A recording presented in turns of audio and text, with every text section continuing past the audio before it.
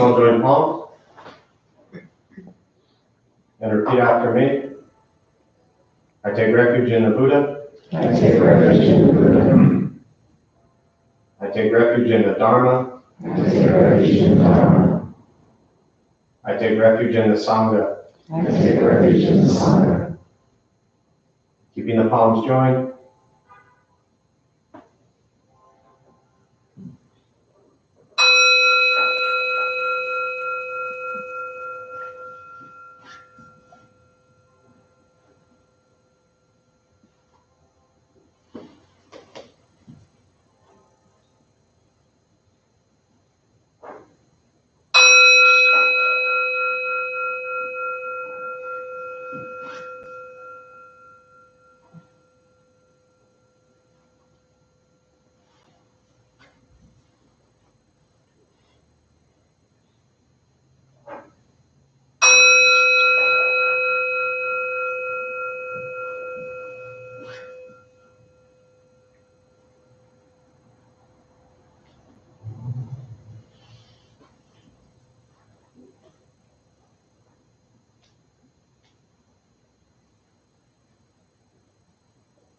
Put palms down.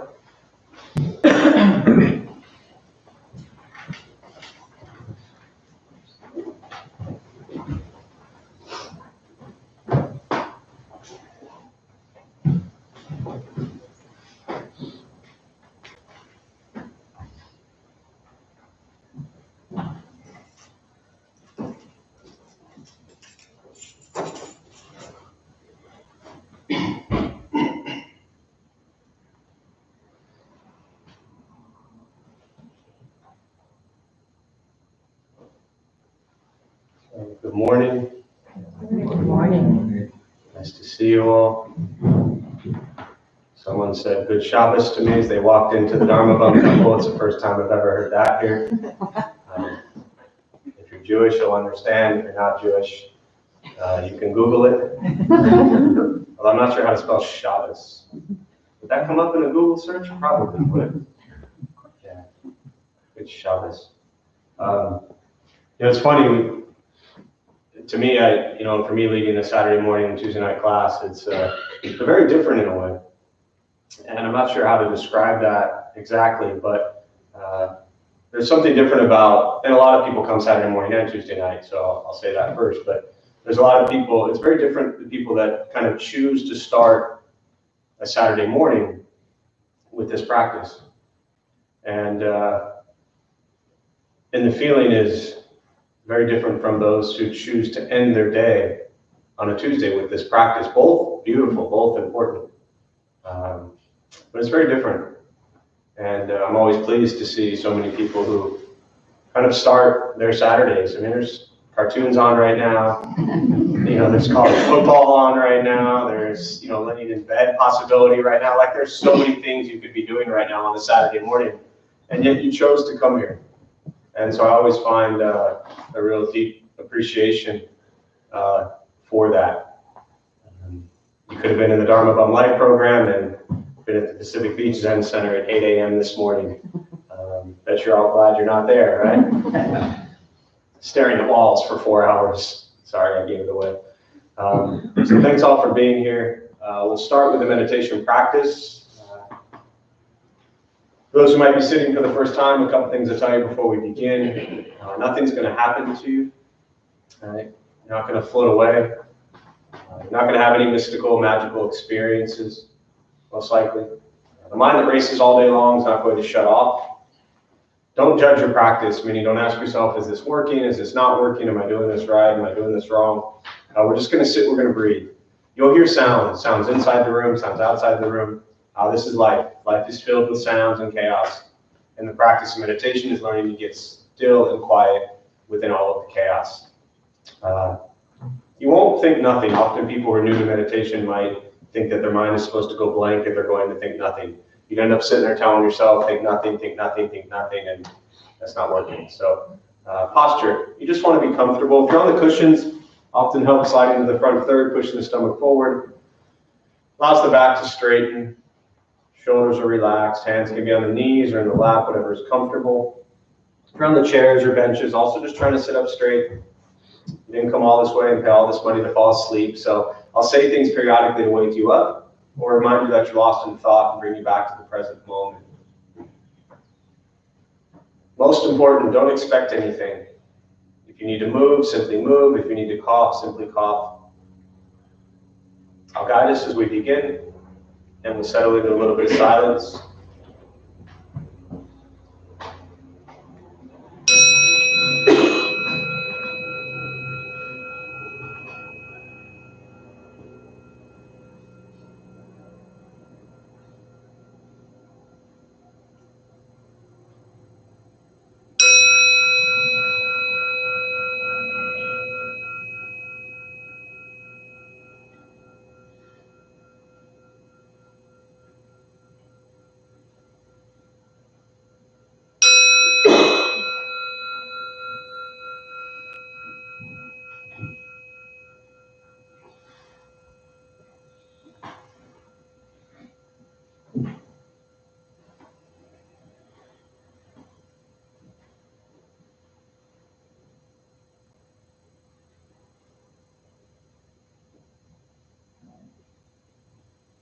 Again, starting with the eyes closed if comfortable, or slightly open.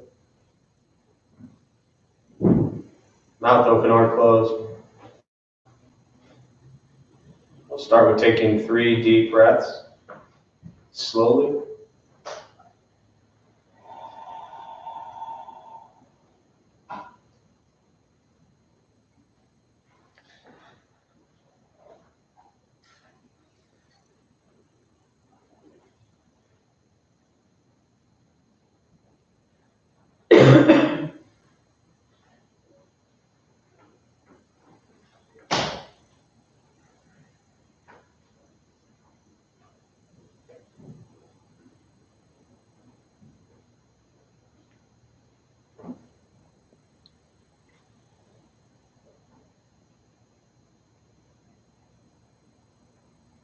And eventually, settle into a natural rhythm of the breath.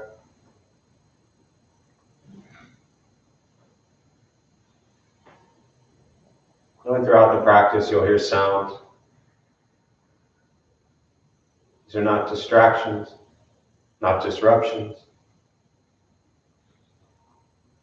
Simply what's happening around us as we sit.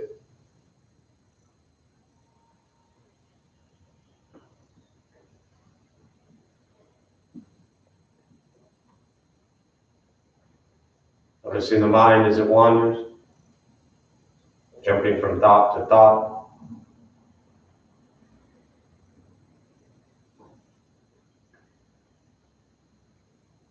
Gently guide the attention, focus, to the stomach or chest.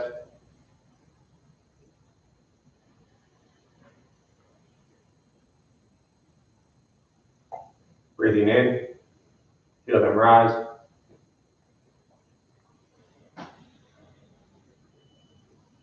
Breathing out, they fall.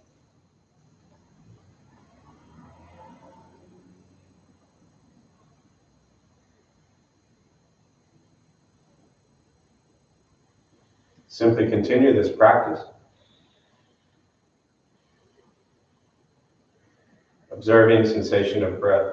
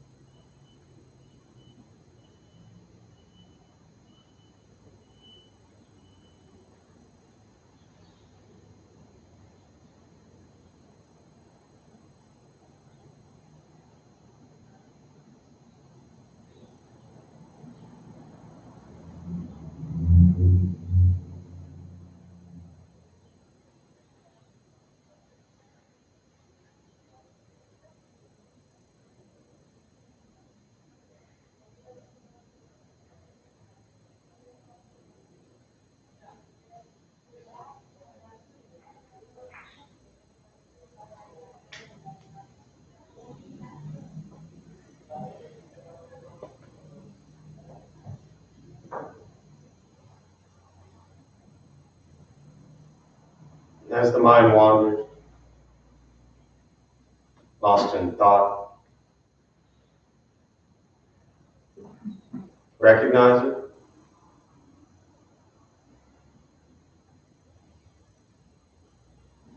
Release that thought. Return attention, focus to the breath.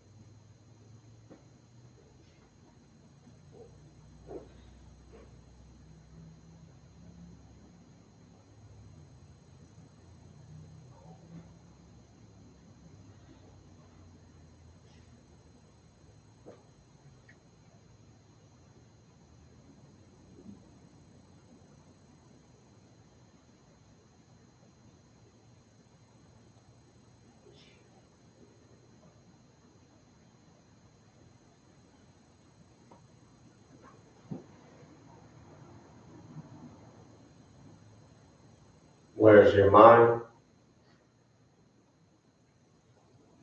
Lost in thought. Return to breath.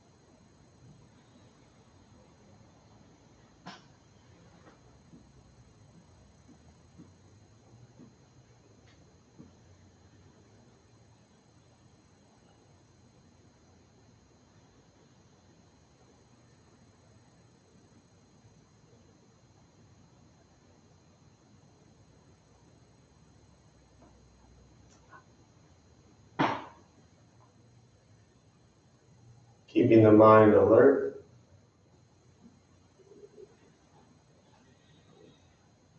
aware of each sound,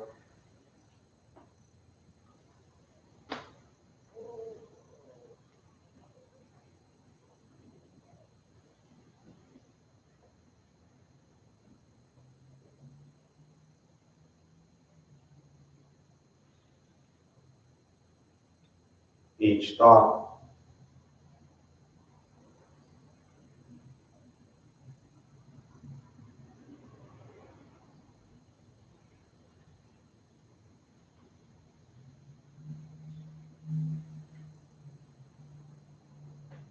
each sensation.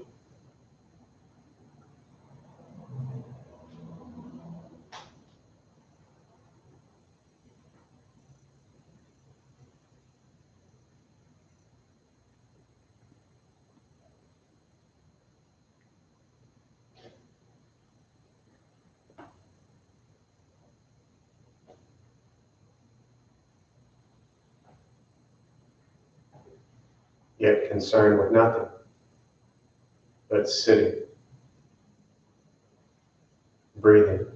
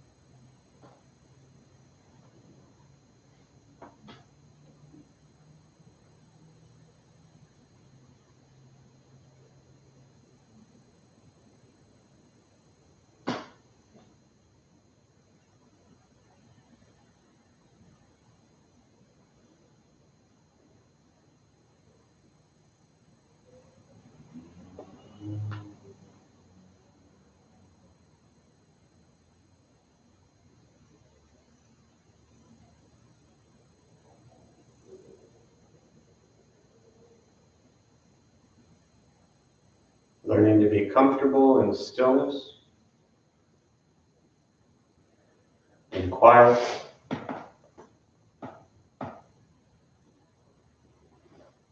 wanting nothing but to sit and breathe.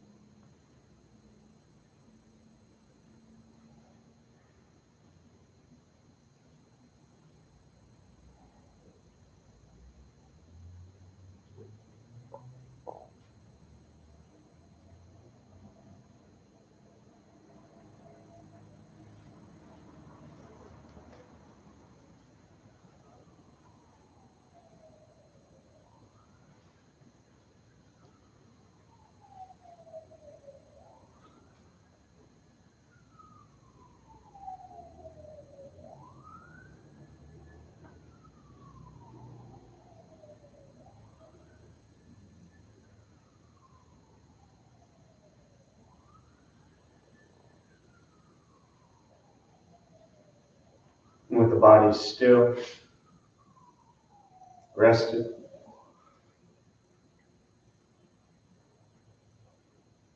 and the speech quiet, aware of all sounds,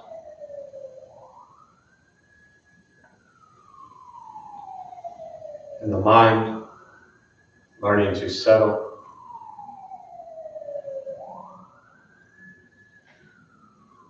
know what it's like to just sit and breathe.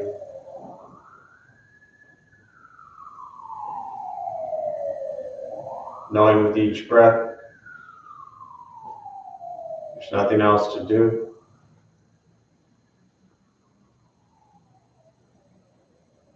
Nowhere else to go.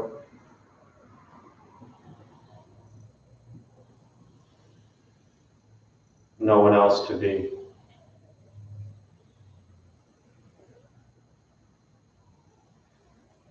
Everything beautiful, just as it is. Sitting, breathing.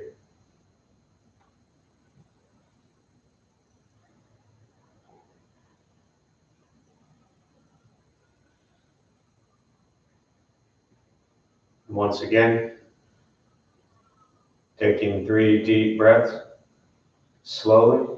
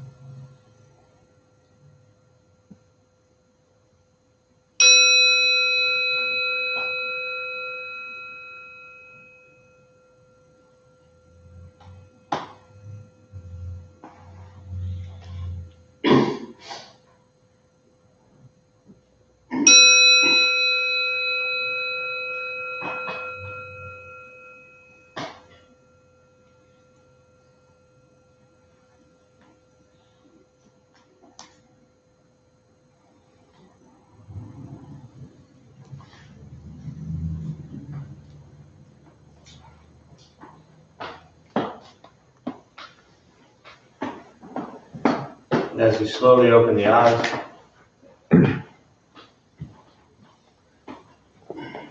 slowly begin to move. And most important, for the practice of meditation, is to recognize how you feel now, immediately after. Compare this to how you typically feel throughout your day. Recognize the difference, if there is one. Ask yourselves how you prefer to feel every day for the rest of your life. And realize however you feel now, it's quiet, calm, still, or busy mind, racing mind, whatever you're sitting with at this moment, has nothing to do with anything I said. It's nothing to do with how we sit, hold the hands across the legs. It's nothing to do with the sounds around us or anything else for that matter. It's everything to do with your own mind and your own mind's reaction to an external condition. This is what the Buddha called pratitya samuppada, means dependent origination. This is the basis of the Buddha's awakening. The word Buddha simply means awakening. He was a human being no different than anyone in this room, but began to understand why he suffered, why he got angry, sad, depressed, stressed, anxious. He began to understand the causal relationship of all phenomena. And what that means for every one of us in this room, regardless of where we come from, or what we believe in, or where we think we're going, our whole life is filled with things that happen. We react. More stuff happens, more reactions. That's what we get every day. This practice is simply learning what it's like to respond to something quietly, peacefully, still. Because for most of us, the way we responded to the last 20 minutes is quite different from how we respond to everything else that's happening throughout our days. So all we're working on is closing the gap to the way you feel now is closer to how you feel always. Just as driven, motivated, productive, successful, whatever that means to you in your respective lives. But with a mind that's steady, clear, focused, distracted by nothing, disturbed by no one. This practice is not necessarily easy. It's not always fun, but it's free. Meditation, Buddhist practice, sitting, breathing, getting to know what you think, what you say, and what you do. And every day learning to be kind to yourself and every person that you encounter. And that's what makes it so easy. You just have to be nice to people. So in case what we were really all here to learn, that's it. You can all go home now. We just have to be nice. For some reason that seems to be extremely difficult. Challenging every day. We spend so much time trying to fix, change, control, manipulate everything and everyone around us. Hoping they do this, hoping they do that, wishing they would do this, wishing they would do that. So much emphasis on everyone else's madness. And very little emphasis on our own. We don't practice meditation to be good at meditation. It's not about how long you can sit perfectly still and breathe. It's about how do you respond and react to everything out there. Because the world out there, in case you haven't figured it out by now, is not going to do everything you want it to. So we're constantly challenged. And that's what makes this a practice. It's not a 6-week course that you get some certificate and say, okay, I'm done, I passed, I get it. It is a lifelong practice. And quite frankly, I think if you're newer to practice early on, it becomes even more difficult because to me, this is about holding up a mirror, looking back at yourself, and becoming aware of your levels of greed and anger and ignorance. And when you start to look at that, honestly, very authentically, it becomes difficult to recognize, wait, Maybe I do have greed. Maybe I do have anger. Maybe I do have ignorance. Most people don't wake up every morning and think I'm a greedy, angry, ignorant person. That doesn't sound pleasant. But that's why the Buddha said we suffer, because of our greed, anger, and ignorance. So this path and this practice is about becoming aware of that. And every day is opportunities to notice that. Not to critique yourself, not to judge yourself, not to think you're failing, not to think you're a bad Buddhist or a bad person. We're just human, doing the best we can with what we got. And so for me, to touch on briefly, and then I'll just open up to questions, I look at before the Buddha died, his last teaching, right? So he awakened at 35, he taught for 45 years. And so he's 80 years old, and it was his time to go, and he knew it was time to go. And all the monks and nuns and disciples gathered around, and he kind of gave his last teaching.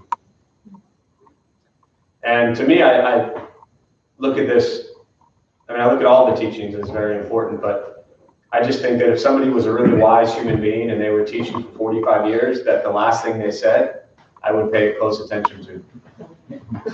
I don't know, it's just me.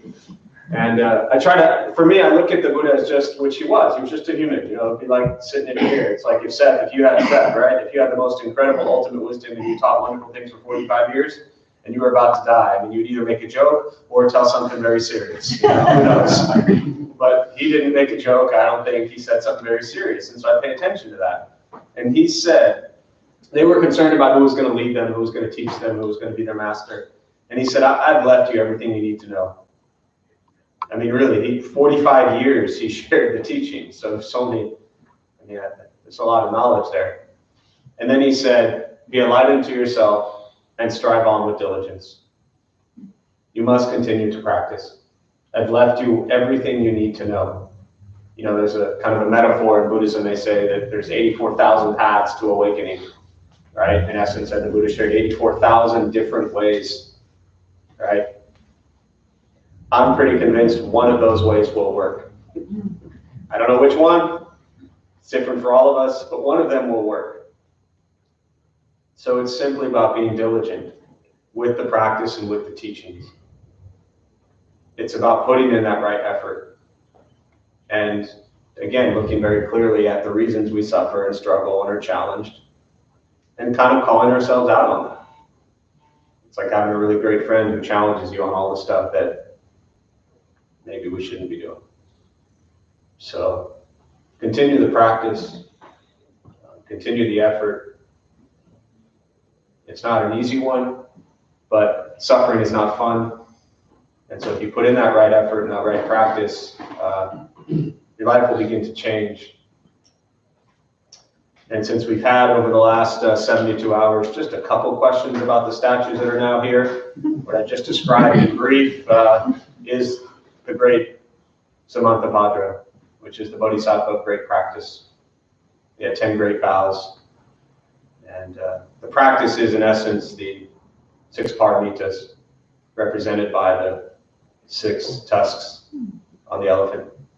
Each one of those is a representation of the paramitas: the generosity, morality, patience, diligence, concentration, wisdom. So right there on that cute little white elephant and 6 tusks is every single thing you ever need to know to keep your life happy. So good luck with that one. 6 things. That's it. So with that, I'll just open up to questions, meditation, Buddhist practice, anything that I can respond to. Yes?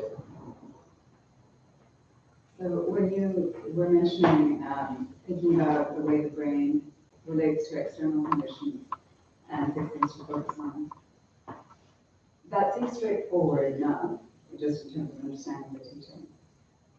But when it comes to relating to internal conditions, so for instance, for no rhyme or reason, but today I'm feeling a little sad. And I'm sitting with that, and I don't really know what the reason for that is. And it's different than how I was feeling yesterday and the day before. And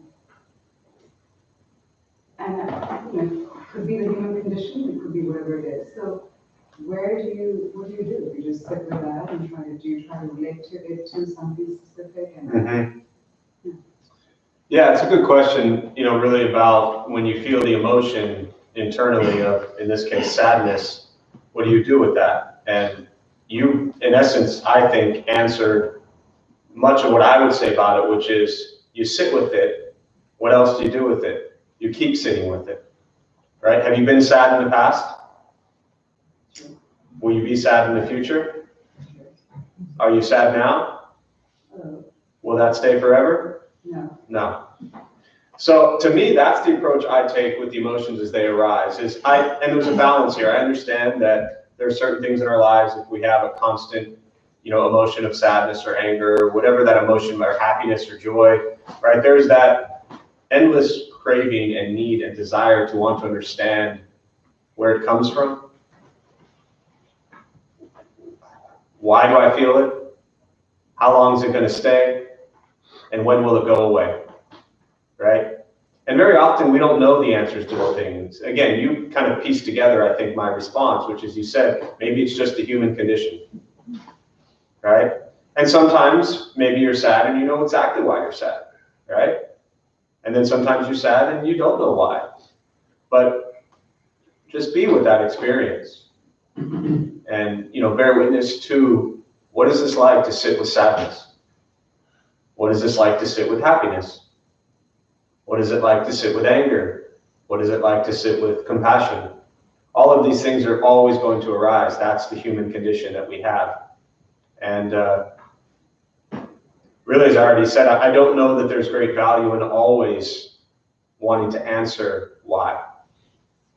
Often trying to figure out why can just lead to more frustration, especially if you don't have the answer. There's a great Buddhist teaching called the second arrow. And when we feel sadness, there's many different options, but one of them is just to sit with sadness. The other option is to try to figure out, why am I sad? I don't know. Now I'm frustrated because I can't figure out why I'm sad. Now I'm frustrated and sad. Now I'm disappointed that I'm frustrated and I'm sad. Now I'm angry that I'm disappointed, that I'm frustrated, that I'm sad. Now I want to answer and I'm confused. So now we've gone from just being in sadness to frustration, anger, disappointment, right? So be with it. If it stays straight for the next 72 hours, then maybe begin to explore it. But my guess is, I don't know, maybe by 2 o'clock today, maybe you'll be less sad. Maybe you'll be more sad. We don't know. So, yeah. Yes, hope that added to your either clarity or confusion. Yeah. How does that answer still work if you're sitting with physical pain? That answer works for everything. Physical pain is physical pain. Now, the slight difference is that, and I don't know the nature of your question, but I'll just touch on it this way. If your leg hurts, just basic leg pain in meditation, move your leg. Maybe pain goes away. Or don't move the leg and bear witness to the pain. But don't spend 20 minutes sitting there thinking, should I or should I not move the leg? Now, when we're dealing with chronic pain, which is probably more of the nature of your question, that's a whole different situation. But even there, chronic pain, in some cases, we understand why and where it's there. It is the resistance to it, it is the lack of acceptance of it that often brings more pain. Being with pain is the most present thing there is. When we have pain physically, mentally, emotionally, spiritually, what do we often want to do? Fix it. Whoever said that, that was funny. It like came from back here. Yes. Funny does speak. We want to fix the pain. And that's kind of a reflection of so many things we have in our lives, is we are often seeking fixing, right? Things that are chronic and chronic pain isn't always something to be fixed. And so the hardest thing that we have to do is embrace and accept that we have pain. But here's the beautiful thing. Not everybody's alive to feel pain. So feeling pain could be a gift. It could be a reminder that you're here. It could be a reminder of the impermanence of the human condition in the human body. It could be a reminder to appreciate, right? So if one has chronic pain, say in their arm, then there's an appreciation that their entire body maybe is not in chronic pain. If their entire body's in chronic pain, then maybe there's appreciation that the mind can be at peace, right? So there's always things that we can begin to understand about our life, ourselves, and our practice, even with chronic pain. Yeah. It's hard because not just with that question, but with many questions, we often, if you're new to Buddhism, often the mindset is that, well, Buddhism is going to answer and solve and fix everything, right? And I don't mean this in relationship to your question, because you've probably heard me talk about this before, but just in general, Buddhism doesn't fix things.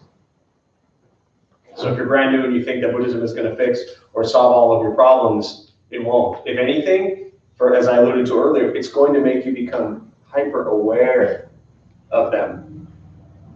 And with this awareness, you're able to be with it. And being with it is often the greatest challenge. Yeah. So that being said, can you describe the difference between being with something and ruminating on something?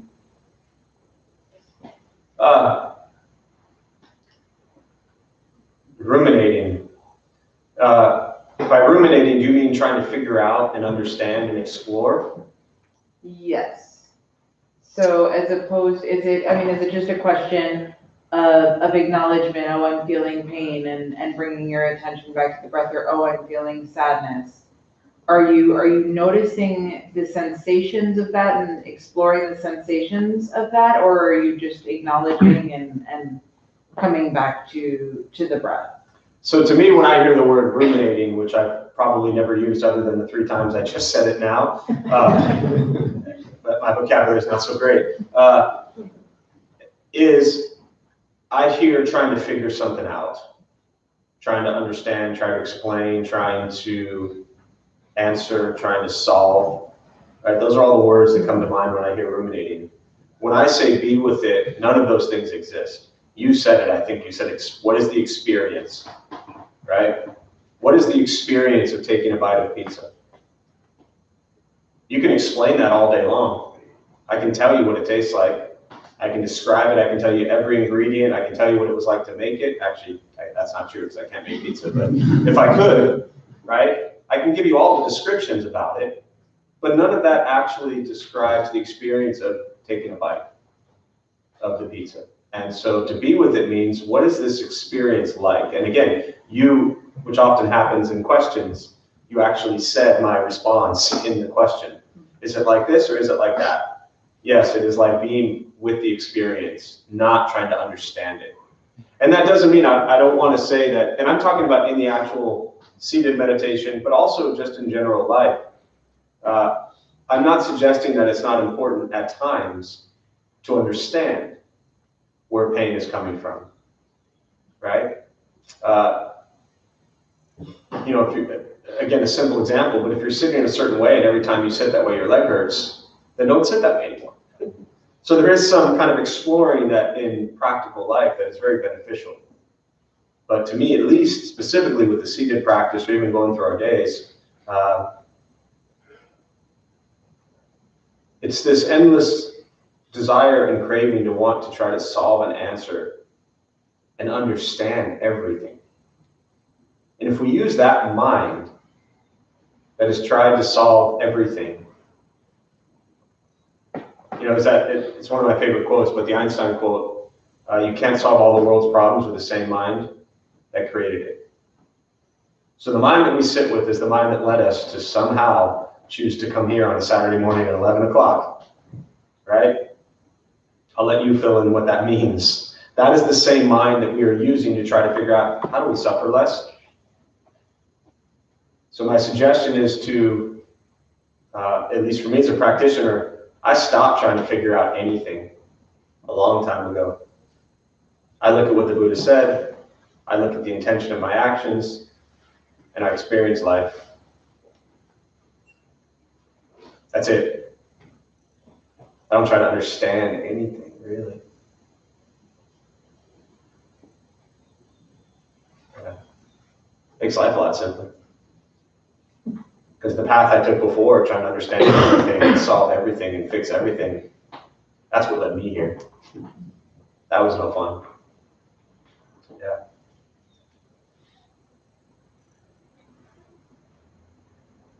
Question?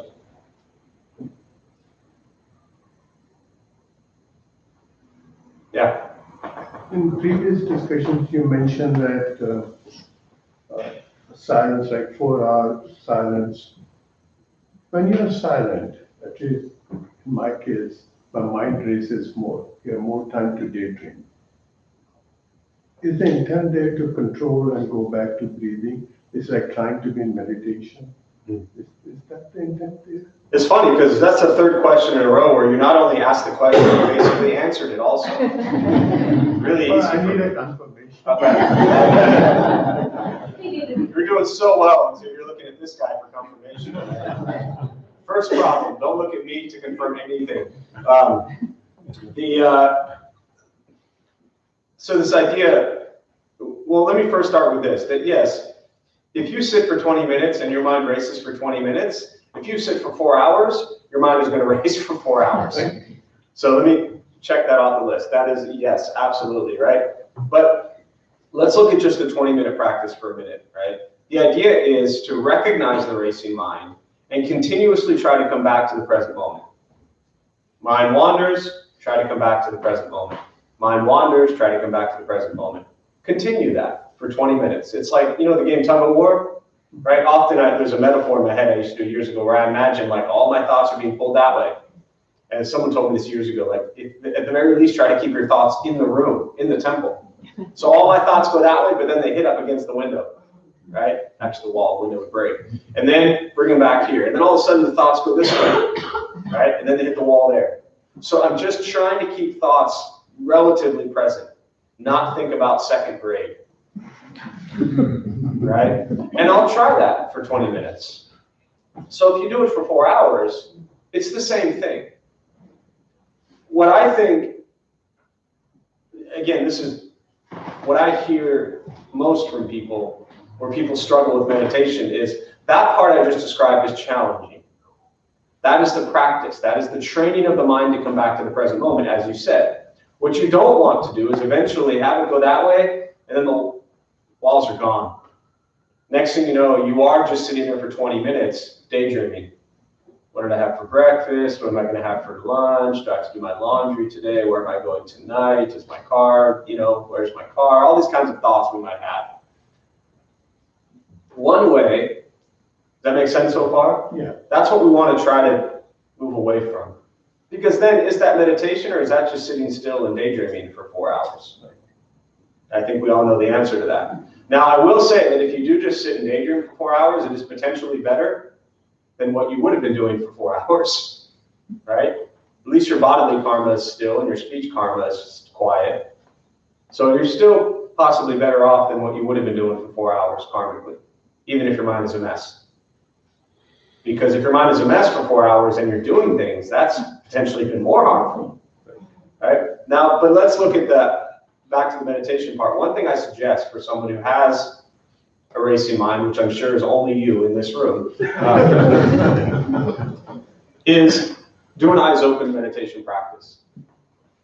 And so for me, is introducing this to so many people who might be new, but also people who've been doing this for 30, 40, 50 years, often we talk about closing the eyes. And I always say, or slightly open if comfortable. For me, my personal meditation practice, and this is the Zen practice, my eyes are not closed. The eyes are open. They're not looking around, I'm not like staring at everybody, right? But my eyes are closed, and then I slightly open them to where I have a spot on the edge of my nose, goes about 1 to 2 feet down on the ground, and I hold my attention there, just on that piece of wood there. And when my attention is there, I'm less likely to daydream, right? All I'm thinking about is, it's a nice looking floor, right? But you still hold it to that present moment. And there's to me that, Zen Master Dogen, he was the founder of the Soto Zen school, and he lived from 1200 to 1253. And there's a great book called Beyond Thinking. Now keep in mind, and this will shatter a lot of people's kind of maybe hopes and dreams of Buddhism about just wanting to feel good, right? If the feelings of frustration, disappointment, anger, sadness, if all that stuff kind of goes away, then we're left with equanimity, pleasant, still, stable, right? And so Dogen would talk about when the body and mind fall away, you abide in sensation of breath. Beyond Thinking is the book. And it's an incredible practice. In fact, as I referenced earlier, it's where I was this morning at the San Diego Zen Center, right? Bringing the group there, or half the group. And that's the practice, is you're just sitting and breathing. You're not there to daydream. So pick a spot, single-minded focus. If you're at home, same thing. You could use a candle, you could use incense, you could have a tanka that you look at. Pick something to focus on and hold your attention on that. And ideally, that focus is going to be karmically a little more probably beneficial than the mindless daydreaming. But just so you don't think you're alone, anyone in here's mind raced for the 20 minutes we sat in meditation? All right, if your hand's not up, you're lying. So, yeah. Other questions or anything before we wrap up?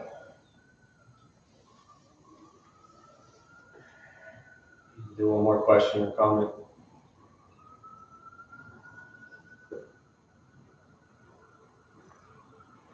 Yes.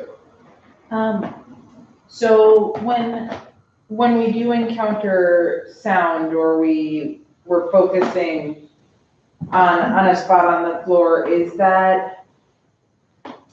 it getting labeled? So if I hear sirens outside, is the thought process, oh, I hear sirens outside, back to the breath? Mm-hmm. Yes. Or would Yes. it just be labeled sound? Oh, yes.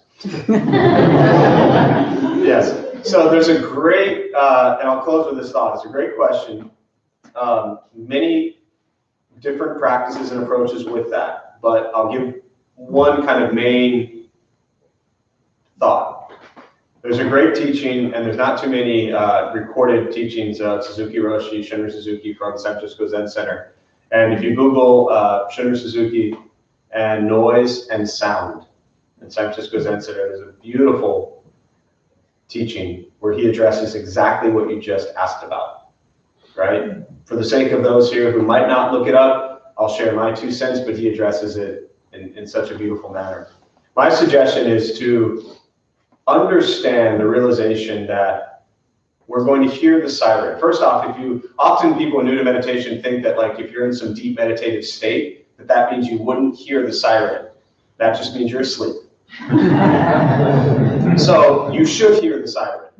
But the second thing you said I thought was really beautiful was that, is it just sound? So it is a sound, right? Can we not label it? That's ultimately the practice.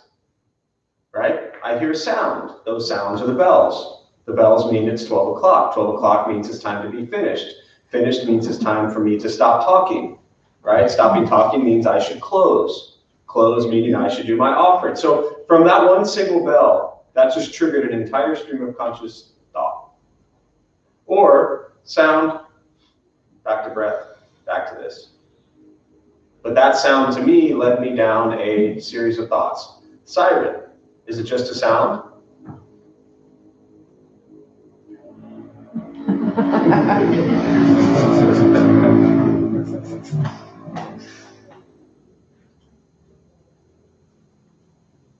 Still there, right? But what we don't want to do using the siren is, well, there's a motorcycle sound, I should say, there's a motorcycle sound.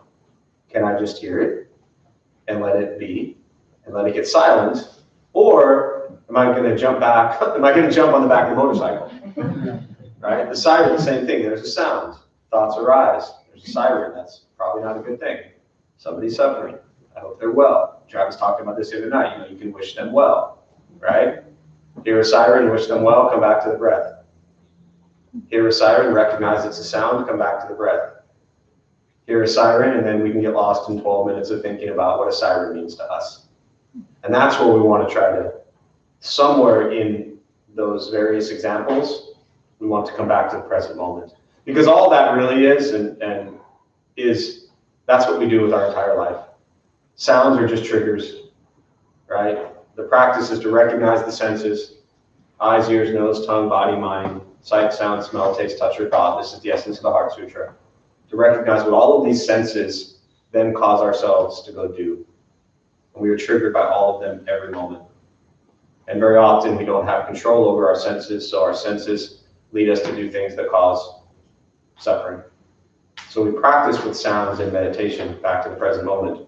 There's a person I don't like, back to the present moment. There's food I don't like, back to the present moment. There's the 3-hour line at DMV I don't like, back to the present moment. Whatever it is, always come back to the present moment.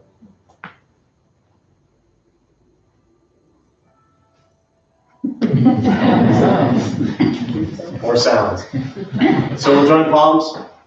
And the benefit of this practice be shared with all beings in all directions. May all beings be at peace. May all be free from suffering. May any merit gained from this practice be transferred to whoever was connected to that siren. May they be at peace and free from suffering. May we all be at peace and free from suffering.